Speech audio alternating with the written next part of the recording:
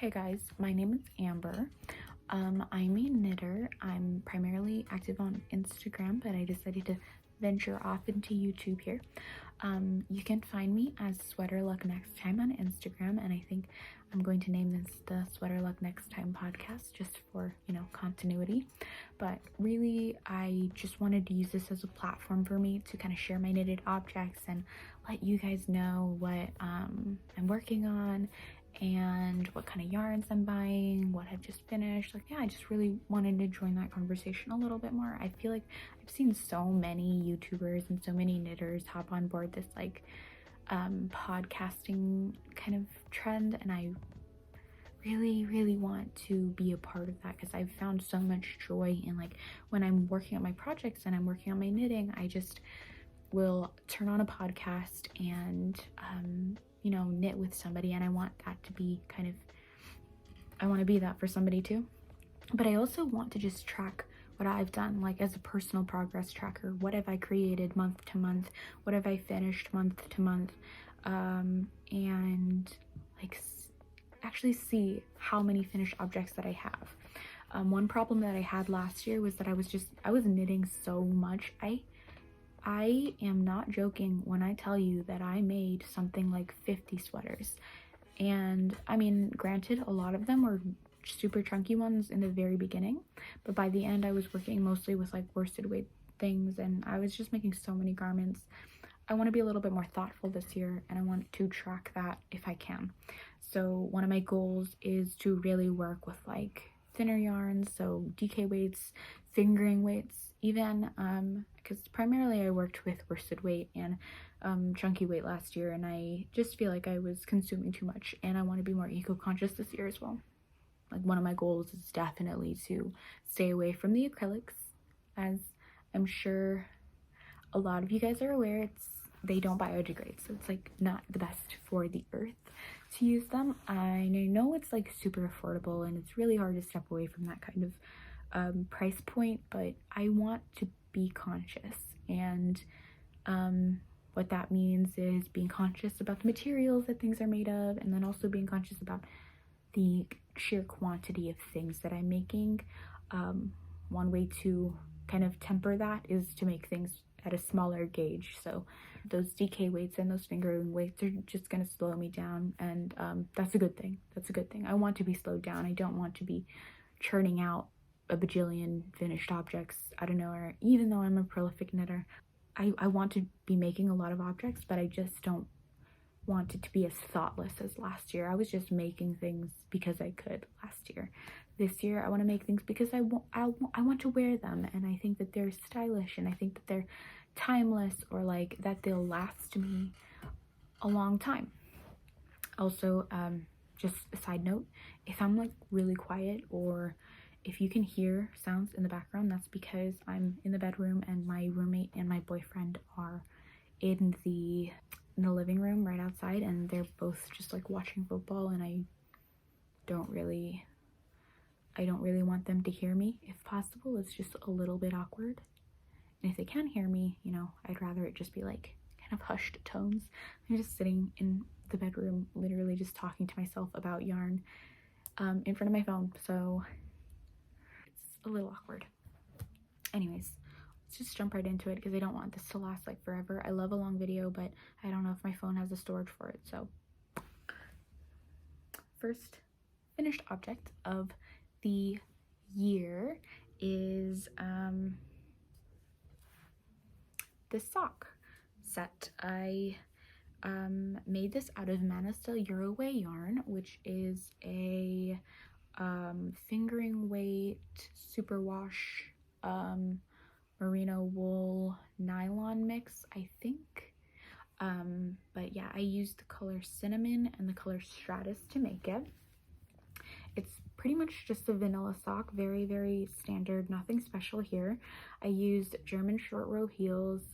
As you can see, they were my very first German short row heels, so they're not the neatest, I would say. I don't think they're that bad. I've done a heel flap and gusset prior to this, and I think those came out good, but they just didn't look like they don't look like commercial socks, and I think that was a problem for me. Like, I really wanted socks that looked like you could just buy them at the store. I think that's the best compliment you can give a knitter, is that it looks store-bought. And so I wanted to kind of venture off into some German short row heels just to see if I could get that shaping right. And I was a little bit disappointed by how many holes there were in them, but that's kind of something that German short row heels are known for, and you have to be conscious of that when you do that. But there's a whole bunch of different kind of heel construction methods, and I definitely wanted to get my hands on a few of those as well. So yeah, so these are my first finished objects. Like I said, I wanted to try different heel types, so I made another set of socks, very, very similar. It's made in the exact same yarn, so Manos Uruguay yarn again. I made a fish lips kiss heel, and oh my god, is that neater. Like, you barely see any holes here. It looks so clean. In comparison, just in comparison, the heels are far and apart. Like, the Fish Lips Kiss heel is easily my favorite now. I will be using this from now on every single time. It's beautiful. Like, the construction definitely has that commercial sock kind of shape. But then it also just doesn't have all of the holes and like that homemade look that the German short row heel has. So personally, I think that's going to be my go-to sock construction type. I'm not sure if I want to make any more for a little bit though, because I already have 2 pairs just for January alone, and that's kind of a lot, and I'm not really wearing that many socks. I usually just go barefoot in the house, and I'm not going anywhere. It snowed a lot where I'm at. I live in like the northern Virginia, DC type area, so I don't really see myself going out that much. The next time I do make them though, I'm thinking that I really want to try an afterthought heel. I've never tried an afterthought heel, and I think that that could be really, really fun. Like, just straight stockinette for the longest time, and then when you're finally done with it, you just throw in a heel. That sounds like such an easy, like, if you're traveling somewhere, like you're commuting somewhere, that would be such a simple kind of project that you could just have on the needles, whip out, and then just use. So yeah, that is one project that I have completed now, and I have kind of a lot more to show. Like I said, I'm a bit of a prolific knitter. I wanted to slow down this year, but that does not mean that I was not knitting every free second of my life. So I'm just going to just go into the next like small project that I did. I'm not going in chronological order, really. Just kind of want to show off everything that I've done, and it just makes sense to go with like the smaller garments first. I made an accessory. I made a hat. So like I said, one thing that I want to be conscious of is like my eco impact, like my impact on the earth this year, and I have been trying to stop buying acrylic yarn. This is acrylic. This is for my stash though, and I really wanted to try to get rid of some of my acrylic stash, but I don't want to just throw it away. I really want to make sure that I'm making good use of it and making sure that it still had, like, if it's never going to biodegrade, I at least want to make sure that it has a use before I just throw it in a landfill and, you know, forget about it and the world forgets about it. So at least that this will have its own little life as a hat. This isn't actually a pattern. There's no pattern for this. I just threw it together. I really like a 2x2 rib, so I was like, let me just throw something on the needles and decrease wherever I want to. But it's cute. It's a cute hat. It's a beautiful color. This is actually the Hobbii Fluffy Day yarn. I bought it online. Hobbie's really great for like affordable yarns, and you can find like wool things as well that are pretty affordable still. But this yarn was just like, prior to me deciding to not buy any more acrylic, this yarn was just so it's just such a beautiful color. But yeah, so that is one of my other finished projects. I do have a little bit extra though. Like, I have some leftover yarn that I'm like not really sure what to do with anymore. I don't think that this is really enough to make a matching set of like mittens or a scarf or anything, but maybe I could make like another hat for somebody else. who knows. But that's just gonna go into my scrap yarn pile. I do need some ideas. If you guys have any ideas for like scrap yarn projects, I have so much of it and I don't know what to do with it, and it's just piling up at this point, and it's becoming a big problem. The problem with scrap yarn projects as well is just that I don't really like them. I don't really like too many colors mishmashed together. I understand why other people might, but it's just like I like things a little bit more neutral or like earthy or like baby blue. I'm very picky. I like neutrals. I like solid colors. I like simple garments. So what that means is that I scrap yarn projects typically just aren't my jam. Scrap yarn projects tend to be very bright and colorful and busy and interesting, and I think most of my garments I would like for them to help me blend into the background a little bit. Let's move into my next finished object. I created this on my own, like I designed it myself. At least most of it I designed myself.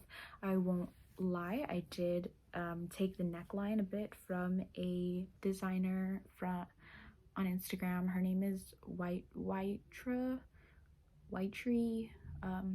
Witre knits. I'm not sure how to pronounce it, but I'll type it out. I'll like have it here so that you can actually see. An amazing designer, absolutely beautiful, classic, elegant designs, like casual but not like too casual, like very elegant, in my opinion. One of my favorite designers that I've seen thus far. But yeah, this is the sweater. So the neckline is, like I said, from that designer, but the rest of it is me. It is a 5x1 drop shoulder sweater, so you can kind of see the 5x1 detail here. It's a balloon sleeve. It's very nice. Can you kind of like imagine it on me? It has like these really cute buttons and a folded over neckband. I love the neckline. So like I said, the technique is from that designer, but the stitch counts are completely off. Like I just kind of winged it. I just used the technique from the pattern because I found that it was beautiful. But yeah, so this is my first actually big sweater of the year. I used a yarn called Friday Harbor, and that is like a wool silk mix, and it's quite squishy to the touch. However, it does have a little bit of scratch to it, so if you have a skin sensitivity of any kind to wool, this does have a little bit of scratchiness to it. I typically like to layer it. It's already pilling actually quite a bit because I wore it so much. I knitted it in the beginning of January and it's snowed quite a few times since then, so I've been pretty much just throwing this on as a layering piece every time I have to walk my dog, and because of that it's gotten a lot of wear and it's pilled, unfortunately, quite a bit. I'm going to have to use one of those depillers on it. I don't even have one. I'm gonna have to buy it.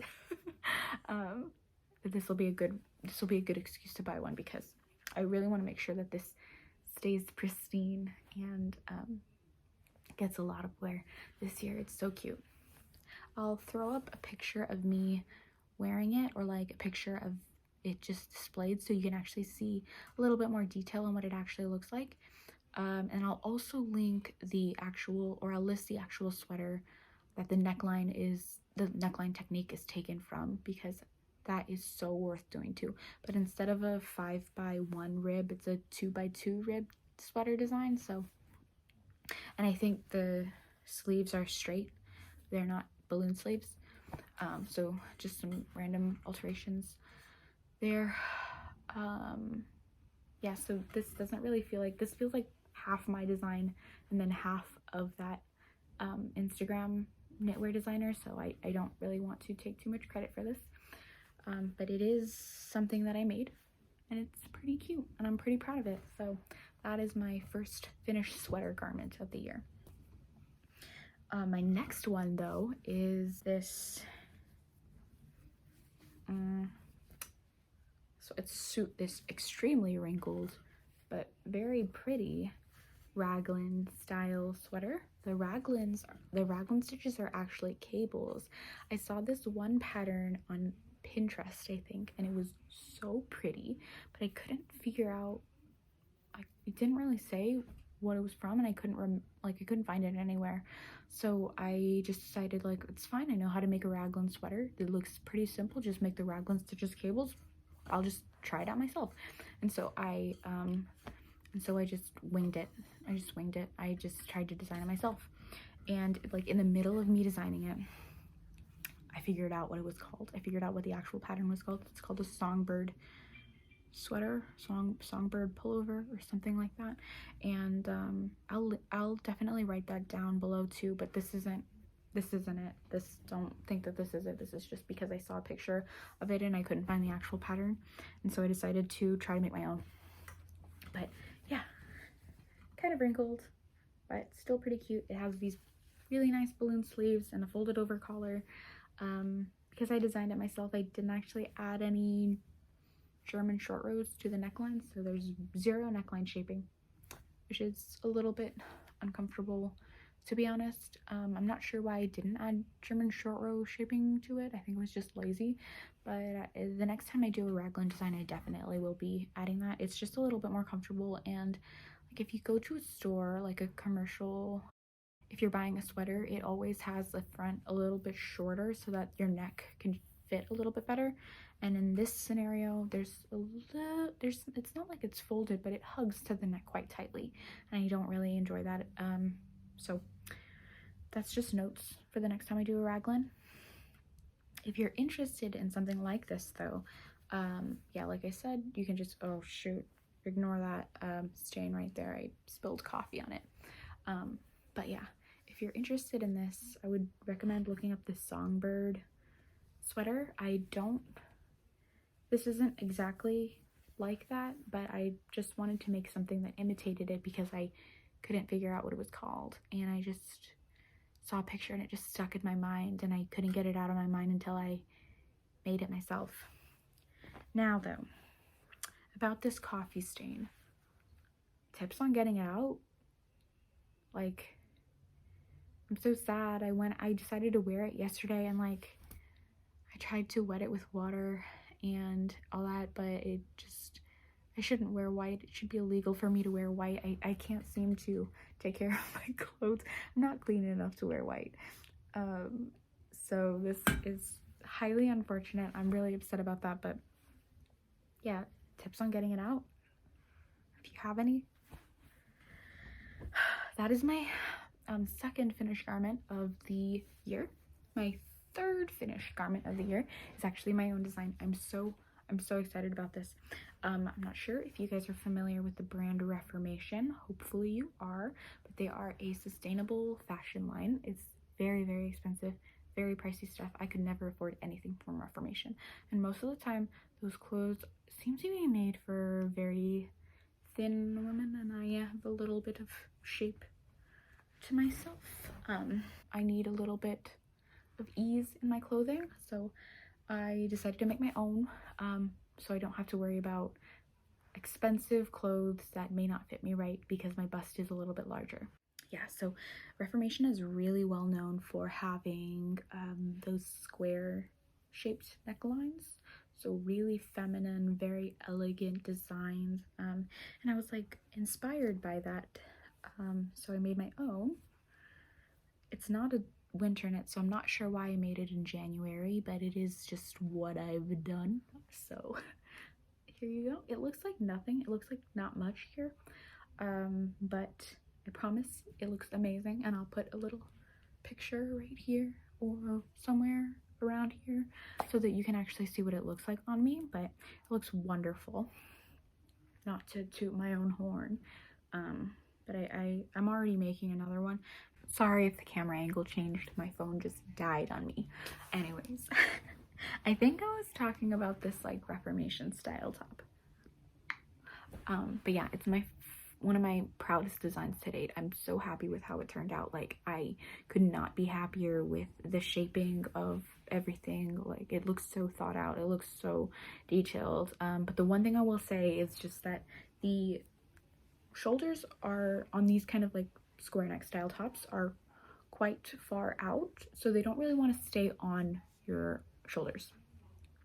One solution I was thinking about was, because I knitted a strap in double face, it's like a tube essentially, so I could thread some elastic through the middle. I'm hoping that it'll help stay on my shoulders. Along with that, I actually have a little mechanism here. It's like, I call it a mechanism. It's a button and like a strand of yarn. So what it'll do is it'll stick right to the bra strap, which is pretty much, it already sits like right about where that bra strap usually would lie. And so what it does is that the bra strap will stay up, but then since this is attached to that now through the button and the little button circle thing, I don't know what to call it, but it would be basically, it would just stay up because the bra strap stays up, and I'll kind of yeah, I hope that makes sense. But yeah, that's just one of the designs that I'm doing. I'm actually already making a second one. I have a few alterations that I wanted to include, like there's some bulk right underneath the underarm, and I'm using some shaping in order to try to reduce that amount of bulk. I am really happy with how it's turning out. Like, it's really coming out beautifully. And I think I'm also going to make it a long sleeve. I'll keep it a balloon sleeve because I'm obsessed with balloon sleeves, if you can't tell already. Like, I absolutely love them. So I'm gonna keep it a balloon sleeve, but hopefully I'll have enough yarn this time. The only reason that this ended up being a short sleeve was because I played yarn chicken and lost big time. I don't know what I was thinking, that I'd have enough for 2 long sleeves. Oh, I don't know what I was thinking, but essentially this is just some spare additional acrylic yarn that I had. Yeah, I made it out of acrylic yarn. It's like Hobbii Amigo, I think. I bought it the same time I bought the Hobbii Fluffy Day yarn that I showed earlier for that like rust colored hat. This one. Yeah, I bought it like at the same time, and I equally regret it now. But yeah, so I made this beautiful top in an acrylic yarn, which makes me so sad. But I will be making it again, and this time I'm using since I was so impressed with Manos Uruguay for those socks, I ended up getting another actually color. I got them in the color Fern. I got it in the color Fern. It's beautiful, and I guess this goes into my work in progress. I am making another one of those like Reformation style tops. Like I said, I'm doing some additional shaping on it, but at the moment she is looking pretty good. She's looking kind of wild. There's a bunch of needles on here. I'm using them as cables to kind of hold my place because I don't have interchangeable needles where I can just like stick a cable in there and use my other use the needles elsewhere. I've just been using random circular needles that I have to hold my place. But yeah, this is the color. It's beautiful. This is just the body. I'm doing a ribbed bodice in order to have that like additional stretch. Yeah, so the stretch is gonna work really, really nicely to make sure that the body stays super fitted, super close fitted to and all that negative ease will just hug nicely to the body and add a lot of shape and a lot of like feminine curve to it, hopefully. But yeah, but the color is called Fern. This is easily my favorite color. It's a beautiful like sage green. As you can see, there's some like striping and like slight pooling of colors. I think it's gorgeous. It's kind of something that happens with hand-dyed yarns a lot, and that Manos Uruguay yarn, it's just the most beautiful like sage green tonal that I've ever seen. And so this is my only work in progress at the moment. I'm a very monogamous knitter, so you're really never gonna see me working on more than one project at a time. I attribute a lot of my fast-paced knitting to that. Like I'm very focused. I'm a very focused knitter, so I get inspired by a project and I will work on that until it's done, and I get so excited to cast on the next one that I work even faster to get the original one done, so that I can get to the next one. Like I said, that's why I'm working with fingering weight, but this is fingering weight paired with some knitting for olive mohair. So really it comes out to a little bit more of like a DK weight. Yeah, I only have this one that I'm working on. I'm not juggling any other projects on the side, and I think it's for the best that way. I really prefer to keep it one at a time. At most, I'll knit like 2 things at a time if one technique is particularly difficult on my hands and difficult on my wrists. I'll have an extra project on the table so that I can switch off. Like I can still knit, but I don't have to knit this specific technique that hurts me. Like normally ribbed things hurt my hands eventually. I have like a strain in my wrists when I do ribbed things. For some reason this wasn't that bad. I think it was just because it's such a small needle size, my hands weren't cramping as much. But when I use like when I do ribbing on like a worsted weight or like an Aran weight, oh my gosh, my hands feel so, it feels like something's been taken out of me. So I usually have to take a lot of breaks with that. And I hate taking breaks. I hate taking breaks when I'm knitting. I just want to keep on going. I would literally keep going for hours and hours and hours and not stop. I get hyper fixated sometimes, to the point where I just like don't realize that I've been crafting for like 6 hours, and then somebody has to tell me like, oh Amber, I think it's time to eat, or like, oh, it's time to go to bed. I just get so hyper fixated, and I just want to keep going, and I just want to keep making and creating. So it's a curse and a gift at the same time. But yeah, this is my only work in progress in place right now.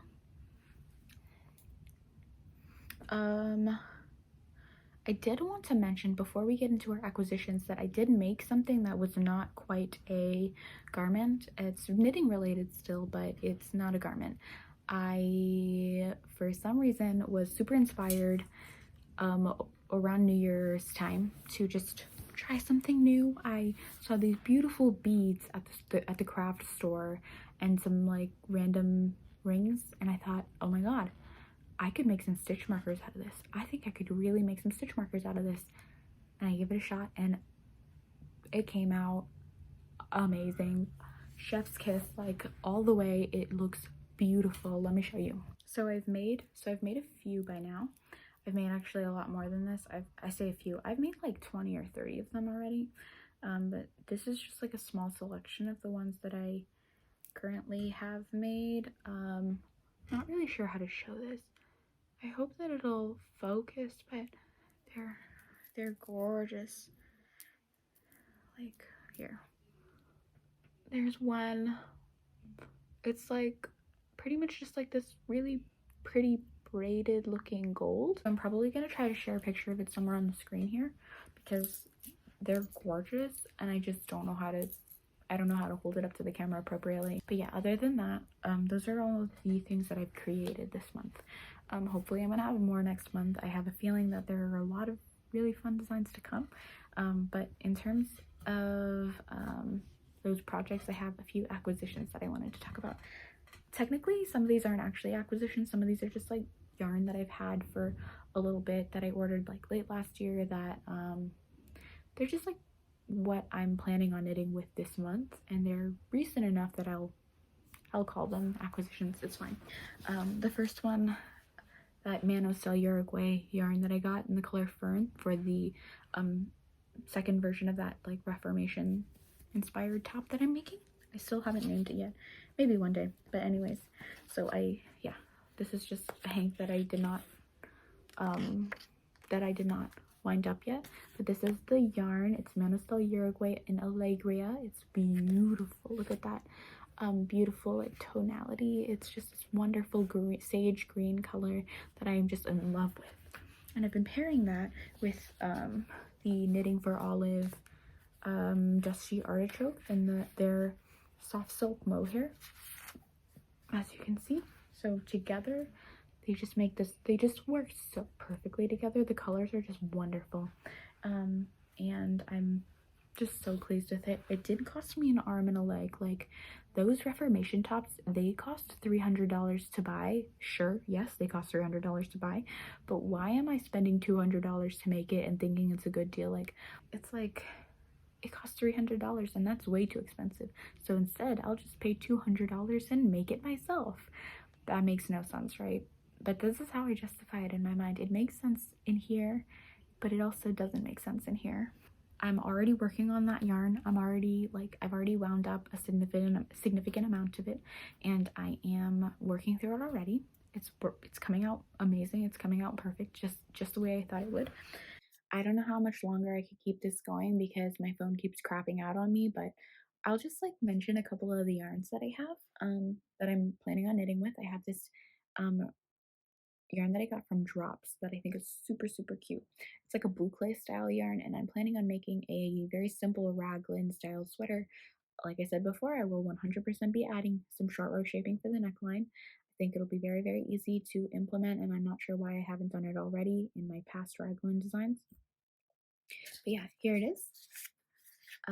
This is it. It's really, really cute. It's like, if you look, it's like twisted and curly, and it looks like a teddy bear. I am absolutely in love with it. I think it's going to make the most perfect little sweater, like a teddy bear style looking sweater. It's made out of Drops alpaca boucle, and I'm super in love with it. So this is one acquisition that I got like not that long ago that I plan on working out of my stash. I'm so excited. I think this is going to be my very next project. Then I also got this other yarn from Drops in the same order, and it's Drops brushed alpaca silk, and it's supposed to. It honestly looks like mohair, to be honest, but it's a lot thicker than normal mohair. I'm not sure if you can kind of see how much thicker that is. So the gauge is supposed to be for like 4mm or 5mm needles or something like that. 5mm needles, and that seems like really, really high to me. I'm pretty shocked by that, to be honest. I'm probably not going to use 5mm needles on this. I'm probably going to use something a lot smaller. But I think whatever comes out of it is going to be just amazing because it's so soft. It's genuinely like some of the softest, like least itchy feeling fluffy yarns that I've seen, but maybe that's because it's alpaca. I love alpaca. Alpaca's so soft. I'm like so excited for what I have in store for February. Like if I do pump out a different video in terms of whatever I'm making before like the end of next month, 100% you're going to be seeing either that boucle yarn or that brushed alpaca silk yarn somewhere in my work in progress um objects because I need I need to get them on my needles. I'm like itching to get them on my needles right now. But unfortunately, I mean, not unfortunately, I'm happy to be working on it, but I am working on that like fingering and mohair like DK weight sweater right now, and it is slow going. It's a slow process. That's the point though. Like that is the goal for this year. I'm knitting slower. I am enjoying the process more, and it will just make me love the outcome of whatever I make even more. So these are my goals. These are my plans. These are my finished objects. I hope you had fun with me. I hope you had fun watching what I'm making and what I've made. And I know a lot of the things that I make are not like they're not traditionally made designs. I don't have patterns to link for you necessarily for everything that I've made. I have patterns to very similar things for some of my objects, but unfortunately, I like winging it. I like just going with the flow and casting on something without having a really definite plan. I think that's all part of the fun creative process is just doing it and then figuring it out along the way. That's like my favorite part about knitting is like it can be a puzzle if you want it to be. It can also be very easy, like step-by-step instructions if you want to be, if you don't want to, trouble yourself thinking too hard on it and you want an easy knit, that's totally possible too. And that's just the beauty of knitting. It's super versatile. It can be anything you want it to be. And you can make anything you want to make too, which I love. Yeah, I think I'm gonna stop it here because my phone keeps freaking out and my dog is barking, and I hope you had fun with me. Thanks for watching. Okay, bye.